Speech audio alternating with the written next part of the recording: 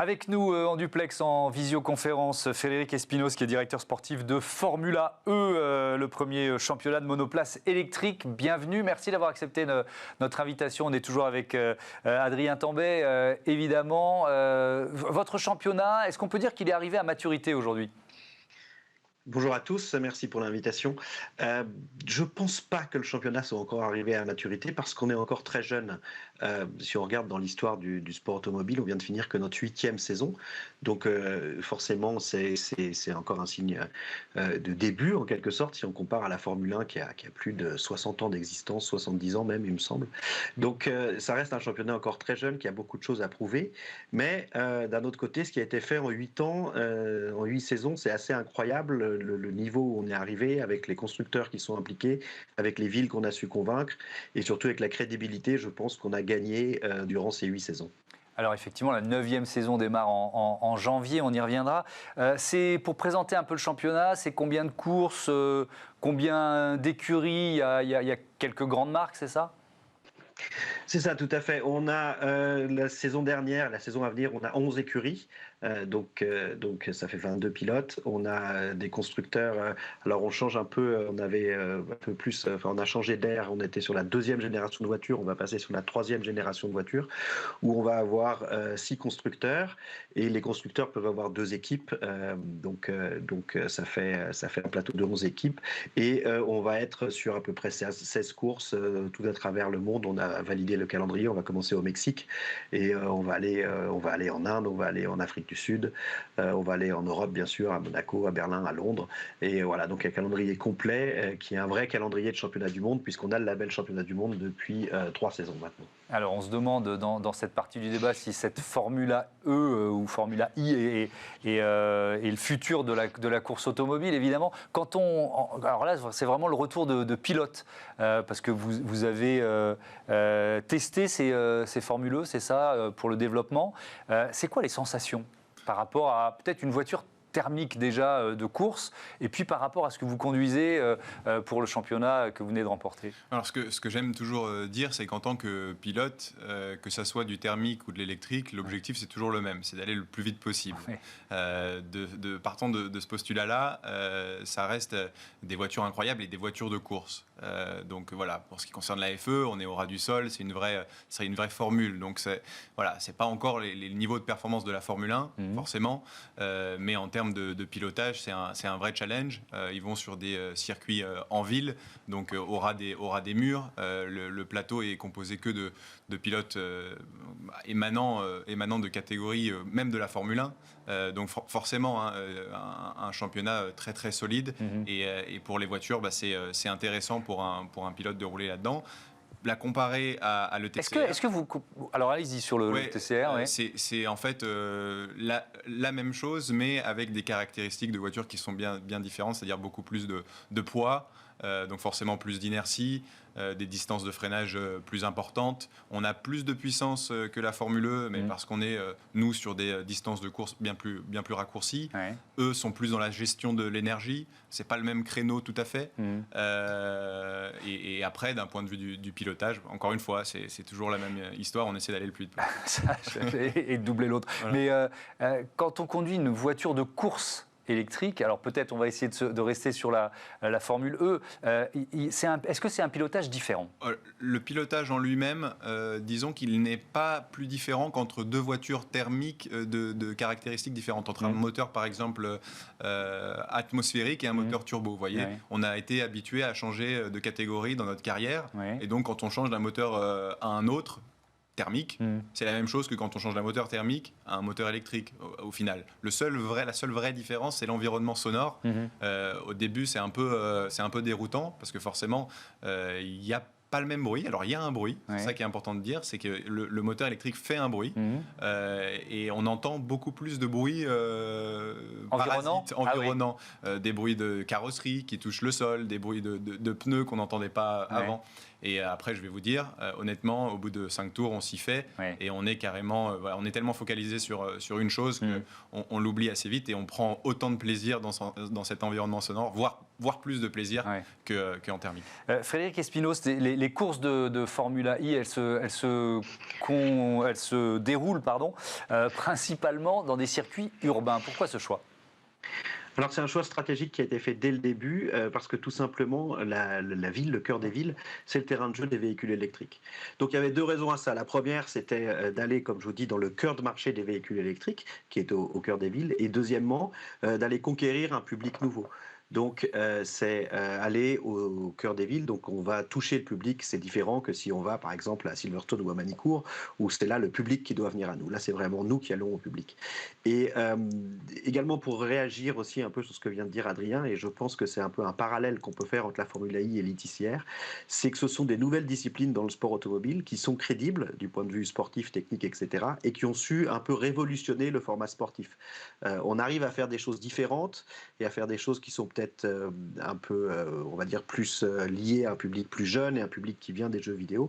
On arrive à faire des choses différentes parce que nous sommes des nouvelles disciplines et parce que grâce à l'électrique, on peut se permettre de nouvelles fantaisies, on va dire, du point de vue du format sportif. Ouais, alors justement, c'était une question que j'allais vous poser. Est-ce que ça permet, parce que là on s'intéresse aussi aux marques, on parle de Cupra, mais est-ce que ça permet aux marques de toucher finalement une clientèle différente ?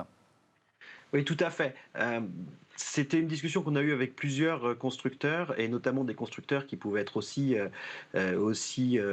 engagés au Mans, par exemple, ou en Formule 1. Et ils nous disaient le but de la Formule E, c'est d'être différent et c'est de toucher un public différent. Si on veut toucher le public du fan de motorsport, le puriste de fan de motorsport, ils peuvent le toucher avec la F1, avec le Mans.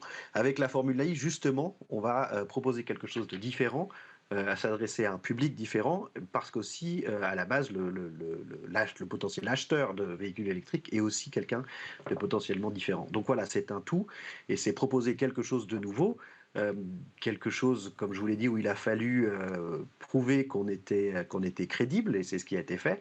Et tout ça, ça a convaincu des constructeurs, et des constructeurs qui veulent apporter un message différent, parce que la Formule E, c'est un sport, mais c'est aussi un sport avec une raison. On essaie de sensibiliser beaucoup aussi le public, les spectateurs, à tout le débat écologique actuel, qui est quelque chose qui doit être au cœur de tous nos raisonnements. Oui, Adrien Tambay, ça c'est une dimension, les enjeux évidemment de pollution liés à nos déplacements. Quand on participe à un championnat de voitures électriques, c'est forcément un message qu'on porte aussi, qui peut sembler paradoxal à des fans de voitures qui, au contraire, ont été élevés dans le culte du moteur le plus gros, le plus puissant et parfois le plus bruyant, quoi. Oui, et puis surtout, comme vous l'avez dit, je viens d'une famille où voilà, j'avais un papa qui faisait de la Formule 1 dans les années 80. Ouais. On a quand même tourné en rond et brûlé de l'essence pendant quelques années. Et c'est vrai que c'est quelque part se racheter. Je fais partie de la première génération de pilotes témoins de cette transition écologique. Donc, en quelque sorte, je me dois aussi de montrer l'exemple. Je suis fier de ça. De montrer qu'on peut s'amuser, faire de la compétition du très haut niveau, mais avec de l'électrique, en étant en respectant de l'environnement.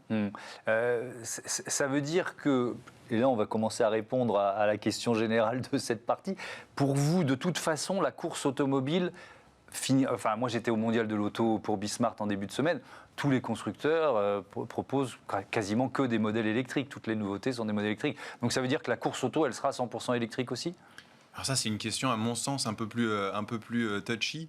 Je pense que, sans faire l'apologie de l'électrique, je pense que certaines sources d'énergie vont devoir cohabiter et qu'il y aura une certaine solution pour chaque condition, en fait. Et je pense, ce qui est sûr, c'est que l'électrique sera une solution et doit être une solution dans le futur pour la plupart des utilisations, par exemple en ville. Là, il n'y a pas de sujet. Oui, on peut discuter effectivement de est-ce que le tout électrique c'est la bonne solution, c'est l'Europe qui l'a décidé et tout le monde y va, bref. Exactement. Mais ça c'est un autre débat. Sur l'avenir de la Formule 1 et de la Formule E, Frédéric Espinos, vous positionnez pas je me souviens de la petite chaîne qui monte, vous savez, on disait ça en télévision, quoi. Vous voyez, le circuit qui monte et qui va manger le gros, quoi.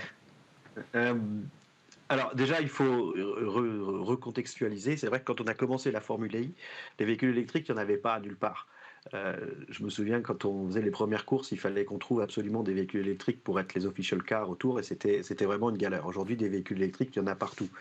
Mais pour aller dans le sens de ce que vous disiez avant, ça fait longtemps qu'on n'utilise plus de chevaux pour se déplacer, mais il y a toujours des courses de chevaux. Donc, c'est pas parce que le monde va à l'électrique, je pense qu'il faut mettre que de l'électrique partout.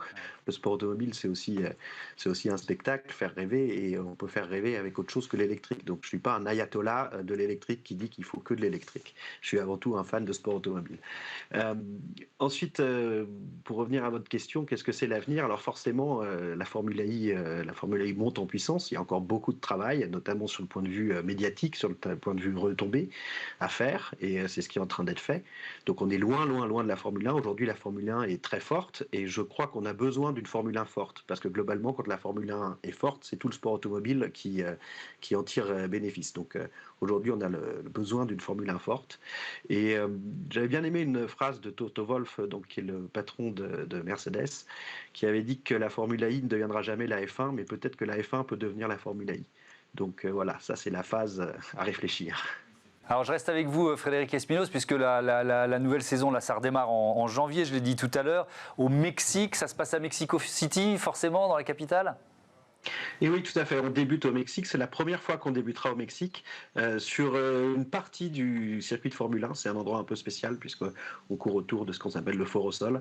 Et ensuite, on va aller en Arabie Saoudite, en Inde, en Afrique du Sud, et voilà, jusque fin juillet à Londres. C'est une dizaine d'événements, 11 événements pour être précis, et 16 courses. Vous l'avez évoqué rapidement, mais je voudrais bien vous entendre en détail. C'est quoi? C'est une nouvelle génération de voitures, donc ça veut dire que c'est un nouveau défi pour les constructeurs, c'est aussi ça? Tout à fait. C'est une nouvelle génération de voitures. Donc, on est à la 3e génération de voitures. On change en principe tous les 4 ans, plus ou moins.